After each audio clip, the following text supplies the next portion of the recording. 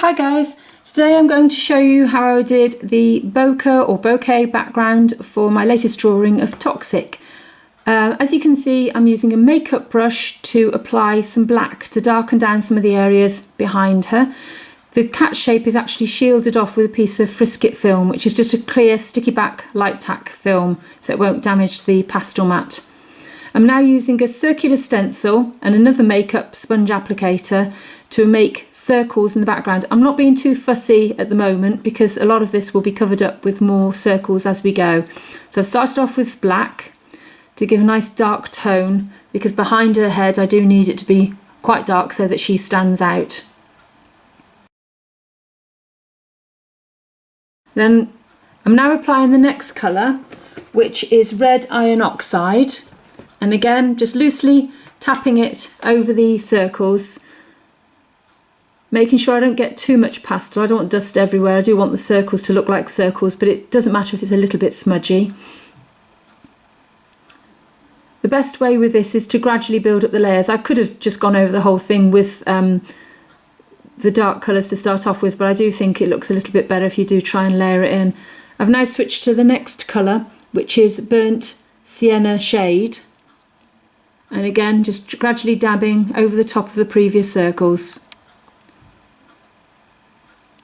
There's no real rhyme or reason to this. I know I want it dark behind her one ear and I need it lighter as it goes down towards her face and towards her tummy, which is why I've left that blank up until now.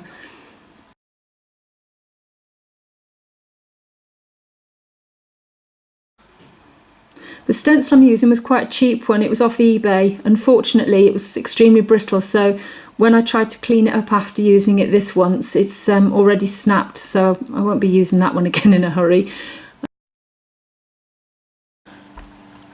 The next colour I'm using is burnt Sienna, lightening up a little bit of this area down in front of her tummy. And in the next stage I'm going to use a flat bottomed cosmetic brush rather than a domed ended brush. And I'm just dabbing that down gently to get away any loose parts of pastel before I give it all a couple of coats of fixative to hold it all in place.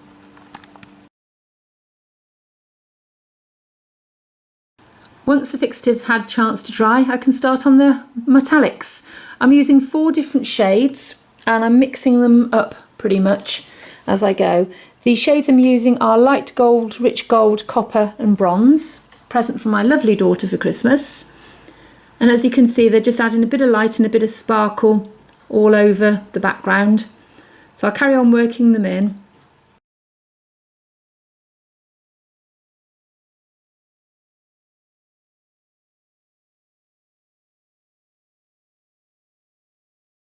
As you can see, I'm dotting them about.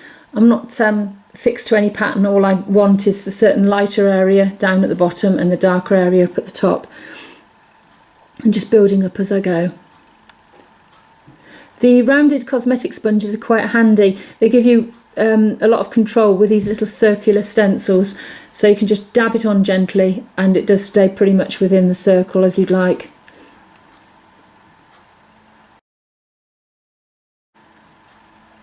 Then just carry on building up the colours. I haven't needed to change my sponge for any of these colours because I don't mind if they mottle all in. If you were doing something where it mattered, then obviously you'd probably need a different sponge for each colour rather than mixing as I'm doing it now.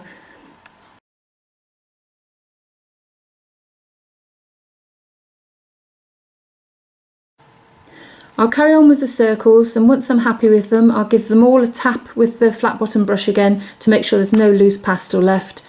Give it a good couple of coats of fixative and then leave it to dry. The next stage will be to do Toxic, and once she's finished then I can go back in and touch up any little bits of the background that I'm not happy with.